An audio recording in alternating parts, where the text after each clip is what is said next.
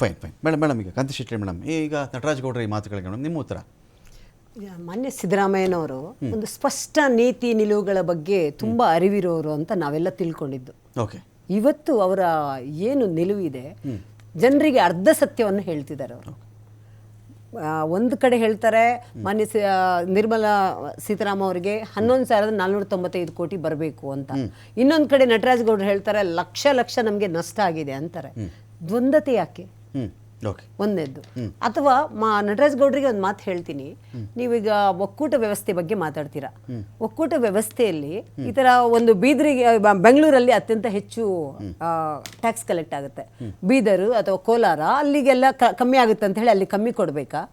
ಅಥವಾ ನರೇಂದ್ರ ಮೋದಿ ಅವರು ಇವತ್ತು ಹೇಳಿದ್ರು ಕ್ಲೀನಾಗಿ, ಯಾವ ಥರ ಮಾತಾಡಿದ್ರು ಅದನ್ನು ಕ್ಲೀನಾಗಿ ಹೇಳಿದ್ರು, ಒಂದು ದೇಹದ ಒಂದು ಅಂಗ ಇದ್ದಂಗೆ ಇಡೀ ದೇಶ ಎಲ್ಲವನ್ನೂ ನೀವು ಕೇಳ್ಕೊಂಡಿದ್ದೀರಾ.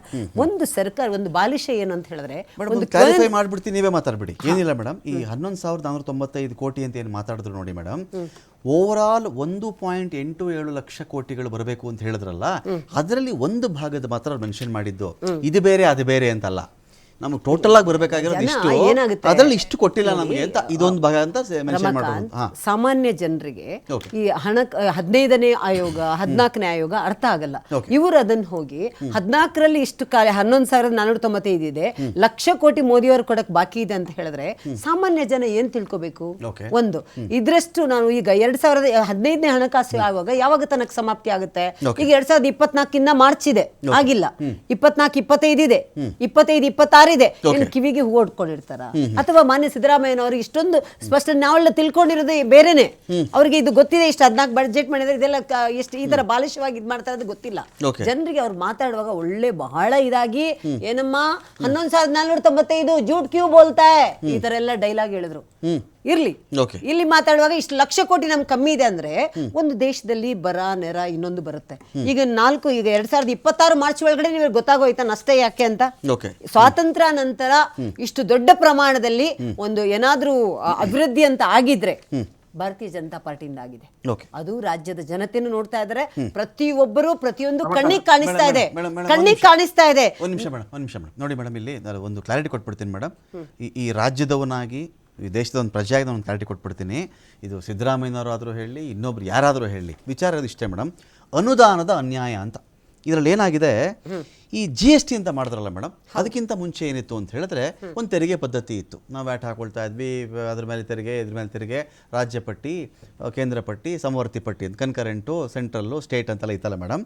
ಇದಾದಾಗ ಈ GSTಗೆ ಕನ್ವಿನ್ಸ್ ಆಗಲಿಕ್ಕೆ ಅನೇಕ ರಾಜ್ಯಗಳು ಒಪ್ಕೊಳ್ಳಿಲ್ಲ. ಬೇಡರಿ ನಮ್ಗೆ ಅನ್ಯಾಯ ಆಗಿಬಿಡುತ್ತೆ, ನಾವೇ ಹಾಕ್ರಿ, ಅವರಿಗೆಲ್ಲ ತೆರಿಗೆ ಕೊಟ್ಬಿಟ್ಟು ನಾವೇ ವಾಪಸ್ ತಗೊಳ್ಳೋದು ಅಂತ ಬಂದಾಗ ಅರುಣ್ ಜೇಟ್ಲಿ ಅಂತ ಹೇಳಿ ಒಂದು ಫೇಸ್ ಇತ್ತು ಮೇಡಮ್ ಈ ದೇಶಕ್ಕೆ. ಅವರನ್ನು BJP ಮತ್ತು ಇಡೀ ದೇಶ ಟ್ರಬಲ್ ಶೂಟರ್ ಅಂತ ಕರಿತಾ ಇದ್ರು ಅವ್ರನ್ನ. ಏನೇ ಟ್ರಬಲ್ ಇದ್ದರೂ ಅರುಣ್ ಜೇಟ್ಲಿ ಅವರು ಬಂದರೆ ಕನ್ವಿನ್ಸ್ ಮಾಡಿ ಸಾಲ್ವ್ ಮಾಡಿಬಿಡ್ತಾರೆ ಅಂತ ಹೇಳಿ. ಯಾಕೆಂದರೆ ಕೆಲವು ಮುಖಗಳಿಗೆ ಮಾತ್ರ ಈ ದೇಶದಲ್ಲಿ ಮೇಡಮ್ ಪಕ್ಷಾತೀತ ಮುಖಗಳು ಅಂತ ಕೆಲವು ಮಾತ್ರ ಇದ್ದವು. ಅವ್ರು ಈಗ ಅನಂತಕುಮಾರ್ ಅವರು ಇಲ್ಲಿ ಬೆಂಗಳೂರಿಂದ JDSನವ್ರು ಹೋದ್ರು ಅದೇ ಟ್ರೀಟ್ಮೆಂಟೇ, BJP ಅವರು ಹೋದರೂ ಹಾಗೆ ನೋಡ್ಕೊಳ್ತಿದ್ರು, ಕಾಂಗ್ರೆಸ್ನವ್ರು ಹೋದ್ರು ನೋಡ್ಕೊಳ್ತಾ ಇದ್ರು. ಇವ್ರು ಕನ್ವಿನ್ಸ್ ಮಾಡಿದ್ರು, ನೋಡ್ರಪ್ಪ ನಮ್ಗೆ ಗೊತ್ತು ನಿಮ್ಮ ಆತಂಕ ಇದೆ, ಈ ಥರ ತೆರಿಗೆ ಸೆಂಟ್ರಲ್ಗೆ ಹೋಗ್ಬಿಟ್ರೆ ನಮಗೆ ಬರಲ್ಲ ಅಂತ ನಿಮ್ಗೆ ಭಯ ಇದೆಯಲ್ಲ, ಈ ಅನುಷ್ಠಾನ ಇಂಪ್ಲಿಮೆಂಟೇಷನ್ ನೀವು ಮಾಡಿದಾಗ ಇಮ್ಮಿಡಿಯೇಟಾಗಿ ನೀ ಜರ್ಕ್ ರಿಯಾಕ್ಷನ್ ಅಂತಾರೆ ಮೇಡಮ್. ಅದನ್ನು ಇಮ್ಮಿಡಿಯೇಟಾಗಿ ನಿಮಗೆ ನಷ್ಟ ಅನುಭವಿಸ್ಬಿಡ್ತೀರಲ್ಲಪ್ಪ, ಆ ಕೊರತೆ ತುಂಬುವ ಸಲುವಾಗಿ ನಾವು ನಿಮಗೆ ನಷ್ಟದ ಕೊರತೆ ತುಂಬಿಕೊಡ್ತೀವಿ ಅಂತ. ಈ GST ಅನುಷ್ಠಾನದ ಕೊರತೆ ಅಮೌಂಟ್ ಎಷ್ಟು ಅಂದರೆ ಮೇಡಮ್ 59,274 ಕೋಟಿ. ಈ ಸೆಸ್ ಮತ್ತು ಸರ್ಚಾರ್ಜು ನಮಗೆ ಬರಬೇಕಾಗಿರೋದು 55,000 ಕೋಟಿ. ಸೆಸ್ ಒಂದು ಪಾರ್ಟ್ ಹೇಳಿಬಿಡ್ತೀನಿ ಮೇಡಮ್ ನಾನು ನಿಮಗೆ. ಈ ಸೆಸ್ 2023-24 ರಮಾಕಾಂತ್ ಆಯ್ತು ಇರಲಿ.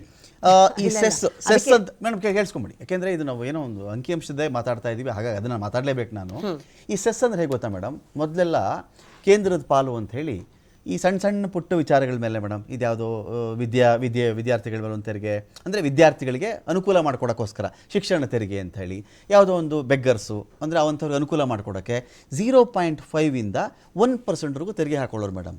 ಇದನ್ನು ಎಲ್ಲ ರಾಜ್ಯಗಳು ಹೆಂಗೆ ಕನ್ಸಿಡರ್ ಮಾಡಿಬಿಟ್ಟಿದ್ವು ಅಂದರೆ, ಅದೇನು ಬಿಡ್ರಿ, ಬರೀ ಒಂದು ಸಣ್ಣ ತೆರಿಗೆ ಹಾಕೋತಾರೆ, 5 ಪೈಸಾ 4 ಪೈಸಾ 3 ಪೈಸಾ ತೆರಿಗೆಗಳೆಲ್ಲ ಇದೆ ಅಂತ ಸುಮ್ಮನೆ ಇದ್ದುಬಿಟ್ರು.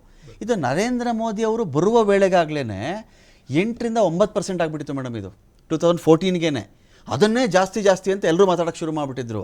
ನರೇಂದ್ರ ಮೋದಿಯವರು ಬಂದಿರೋ ಈ ಕಾಲದಲ್ಲಿ ಮೇಡಮ್ 23% ಆಗಿಬಿಡ್ತಿದ್ದು ಇದೇ ಸೆಸ್ಸು. ಯಾವುದೋ ನಗಣ್ಯ ಅಂತಿದ್ರಲ್ಲ, ಇವ್ರು ಏನು ಮಾಡಿಬಿಟ್ರು, ಕೇಂದ್ರ ಮೊಸರನ್ನು ಬಿಡಲಿಲ್ಲ, ಪೆನ್ಸಿಲ್ಲು ಬಿಡಲಿಲ್ಲ, ಮೆಂಡರು ಬಿಡಲಿಲ್ಲ, ಗೋಧಿ ಹಿಟ್ಟು ಬಿಡಲಿಲ್ಲ, ಬ್ರೆಡ್ಡು ಬಿಡಲಿಲ್ಲ. ಅವಾಗೇನಾಗ್ಬಿಡ್ತು, 23% ಆಗಿಬಿಡ್ತು ಮೇಡಮ್. ಅವಾಗೇನಾಗುತ್ತೆ ನಿಮಗೆ, 100 ರೂಪಾಯಿ ಲೆಕ್ಕದಲ್ಲಿ 23 ರೂಪಾಯಿ ಬಿಟ್ಬಿಟ್ಟು ಉಳಿದ ಭಾಗ ಲೆಕ್ಕ ಹಾಕೋಬೇಕು. GST ಅನುಷ್ಠಾನದ ಕೊರತೆ ಒಂದು ಕಡೆ, ಸೆಸ್ಸಲ್ಲಿ ಇವರು ಪ್ರಮಾಣ ಏರಿಕೆ ಮಾಡಿಕೊಂಡು ಅದರಿಂದ ನಮಗೆ ಬರಬೇಕು ಅಂತ ಇವ್ರು ವಾದ ಮಾಡಿದ್ರಲ್ಲ, ಅದು 55,000 ಕೋಟಿ ಸರ್ಚಾರ್ಜ್ ಕೂಡ ಇದರಲ್ಲಿ ಸೇರುತ್ತೆ. ವಿಶೇಷ ಅನುದಾನ ಅಂತ ಈ 11,495 ಕೋಟಿ ಇತ್ತಲ್ಲ ಮೇಡಮ್, ನಿರ್ಮಲಾ ಸೀತಾರಾಮನ್ ಮೇಡಮ್ ಏನು ಮಾತಾಡಿದ್ರು ಅಂದರೆ, ನೋಡ್ರಪ್ಪ ಇದೊಂದು ಸ್ವಾಯತ್ತ ಸಂಸ್ಥೆ, ಯಾವುದು ಫಿನಾನ್ಸ್ ಕಮಿಷನ್ನು, ಇದಕ್ಕೂ ನನಗೂ ಸಂಬಂಧ ಇಲ್ಲ, ನೀವು ಕೇಳದಿದ್ದರೆ ಅವ್ರನ್ನೇ ಕೇಳ್ಕೊಳ್ಳಿ ಎಂದರು. ಅದಕ್ಕೆ ಸಿದ್ದರಾಮಯ್ಯವ್ರು ಕ್ವಶನ್ ಮಾಡಿದ್ದೇನು, ಹೌದು ಮೇಡಮ್ ನೀವು ಹೇಳಿದ್ದು ನಿಜ, ಅವ್ರ ಪಾಡ್ಗಾದರೆ ಅವರಿಂದ ನಾವು ತಗೋತಾ ಇದ್ವಿ, ಇದು ಕೊಡಬೇಡಿ ಅಂತ ನೀವು ಹೇಳಿದ್ರಲ್ಲ 11,495 ಕೋಟಿ, ನಿಮ್ಮದೇನೂ ಇಲ್ಲ ಅಂತ ಹೇಳಿದ್ಮೇಲೆ ನೀವು ಯಾಕೆ ತಡೆದ್ರಿ ಇದನ್ನು ಅಂತ ಅವ್ರ ಕ್ವಶನ್ ಇತ್ತು ಮೇಡಮ್. ಜಸ್ಟ್ ಫಾರ್ ಕ್ಲಾರಿಫಿಕೇಶನ್, ಇವಿಷ್ಟು ಸೇರಿದ್ರೆ 1,80,867 ಕೋಟಿ ಆಗುತ್ತೆ. ಇದರಲ್ಲಿ ಏನಾದರೂ ಪ್ರಾಬ್ಲಮ್ ಇದ್ದರೆ ಯಾರು ಬೇಕಾದ್ರೂ ತಿದ್ಬೋದು ನಟರಾಜ್ ಗೌಡ್ರೆ, ಇದ್ರಲ್ಲಿ ನಾನು ಏನೋ ತಪ್ಪು ಹೇಳಿದ್ರೆ ಯಾರು ಬೇಕಾದ್ರೂ ಕರೆಕ್ಷನ್ ಮಾಡಿ. ಇವಾಗ ಒಂದು ಕ್ವಶನ್, ನೀವಿಷ್ಟು ಹೇಳಿದ್ರಲ್ಲ ಸರ್, ಮಾನ್ಯ ಸಿದ್ದರಾಮಯ್ಯನವರು ತುಂಬಾ ನೀತಿ ನಿಲುವುಗಳಿಗೆ ಗೊತ್ತಿರೋರು, ಫೈನಾನ್ಸ್ ಇದಾಗಿರೋರು, ಲಾಯರ್ ಆಗಿರೋರು, ಗೊತ್ತಿರೋರು. ಅವರಿಗೆ ಗೊತ್ತಿಲ್ವಾ ಇದು GSTನ ಈ 2022ಕ್ಕೆ ಅದು ಮುಗ್ದೋಗಿದೆ, ಏನು ಪರಿಹಾರ ಕೊಡೋದಂತ ಇತ್ತಲ್ಲ ಸರ್, GSTಯಲ್ಲಿ ಒಂದು ಪರಿಹಾರ ಅಂತ ಕೊಟ್ಟರು ಸ್ಟಾರ್ಟಿಂಗ್ ಮಾಡಿದಾಗ. ಅದು 2016ರಿಂದ 2017ರಿಂದ 2022 ತನಕ ಅಂದ್ರೆ ಎಲ್ಲ ರಾಜ್ಯಕ್ಕೂ ಅದು ಗೊತ್ತು. ಅಲ್ಲಿ ಬರುವಂತ 14% ಇಲ್ಲಿ ಬಾಕಿ ಅಂತ ಇವರು ಹೇಳ್ತಿದಾರಲ್ಲ, ಅದು ಬರದೇ ಇರುವ ದುಡ್ಡು ಅಂತ ಗೊತ್ತು. 2022ಕ್ಕೆ ಆ ಸ್ಕೀಮ್ ಸ್ಟಾಪ್ ಆಗಿರೋದು ಗೊತ್ತು. ಇದನ್ನು ಇದು ಸ್ಕೀಮ್ ಅಲ್ಲ, ಅದು ಅಲ್ಲ, ಅದಕ್ಕೆ ಬರಬೇಕಾಗಿರೋದು ಬಾಕಿ ಉಳಿಸ್ಕೊಂಡಿದ್ದು ಮೇಡಮ್, ಅದೇ ಬಾಕಿ ಕೊಡ್ಲೇಬೇಕು. ಒಂದು ನಿಮಿಷ, ಏನಕ್ಕೆ 2022 ಕೇಳಬೇಡಪ್ಪ ಆಮೇಲೆ ಅಂತ ಹೇಳಕ್ ಬರಲ್ಲ. ಅಲ್ಲ, ಇದು ಒಂದು ನೋಡಿ, ಒಕ್ಕೂಟ ವ್ಯವಸ್ಥೆಯಲ್ಲಿ ಕರ್ನಾಟಕಕ್ಕೆ ಮಾಡಿದ್ರೆ ಅದು ಭೇದ ಭಾವ ಅಂತ ಹೇಳಿದ್ರೆ ನಾನು ಒಪ್ಕೋತೀನಿ, ನಾನು ಕರ್ನಾಟಕದವಳು.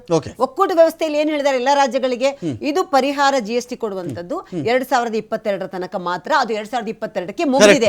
ಈಗ 23ಕ್ಕೂ ಆ 14% ಬರಬೇಕು, ಇಷ್ಟು ಲಕ್ಷ ಕೋಟಿ ಬರಬೇಕು ಅಂತ ಜನರಿಗೆ ತೋರಿಸ್ತಿರಲ್ವಾ, ನಾ ಮುಗಿಸ್ತೀನಿ, ಜನರಿಗೆ ತೋರಿಸ್ತಿರಲ್ಲ. ಮಾನ್ಯ ಸಿದ್ದರಾಮಯ್ಯನವರಿಗೆ ಇದು ನಿಮ್ಗೆ ಅರ್ಥ ಆಗ್ತಿಲ್ವಾ, ಅಥವಾ ಜನರಿಗೆ ಹೆಂಗಿದ್ರು ಗೊತ್ತಾಗಲ್ಲ, 14ನೇ 15 ಈ ತರ ಬುದ್ಧಿ, ಈಗ ಗ್ಯಾರಂಟಿ ನಾವು ಕೊಡ್ತೀವಿ ಅಂತ ಹೇಳಿ ಜನರಿಗೆ ಸುಳ್ಳು ಹೇಳ್ಕೊಂಡು ಬಂದ್ರಲ್ಲ, ಅದೇ ತರ ಇದನ್ನು ಜನರಿಗೆ ಹೇಳ್ಬಿಟ್ಟು ಲೋಕಸಭೆಯಲ್ಲಿ ಇದೇ ತರ ಜನರಿಗೆ ಅನ್ಯಾಯ ಮಾಡಿದ್ದಾರೆ, ತಾರತಮ್ಯ ಮಾಡಿದ್ದಾರೆ ಅಂತ ನೀವು ಎಷ್ಟೇ ಸುಳ್ಳು ಹೇಳಿ, ನಾವು ಮಾಡಿರುವ ಕಾರ್ಯಕ್ರಮಗಳು, ನಾವು ಮಾಡಿರುವ ಜನಪರ ಕ್ರಮ ಏನೇನಿದೆ ಅಲ್ಲ, ಅದು ಜನರ ಹತ್ರ ನಾವು ಮುಟ್ಟಿಸ್ತೀವಿ. ಮತ್ತೆ ನೀವು ಅದಕ್ಕೆ ಏನಾದ್ರೂ ಉತ್ತರ ಕೊಡಿ ಸರ್. ನೀವು ಮಾತಾಡಿದ್ರಲ್ಲ 14% 2022ಕ್ಕೆ ಸ್ಟಾಪ್ ಆದದನ್ನು ಯಾಕೆ ಬರಬೇಕು ಅಂತ ಮಾನ್ಯ ಸಿದ್ದರಾಮಯ್ಯ ಅವರು ಕೇಳ್ತಾರೆ, ಅದಕ್ಕೆ ನೀವು ಕೊಡಿ ಉತ್ತರ. ಸತೀಶ್ ಅವರೇ,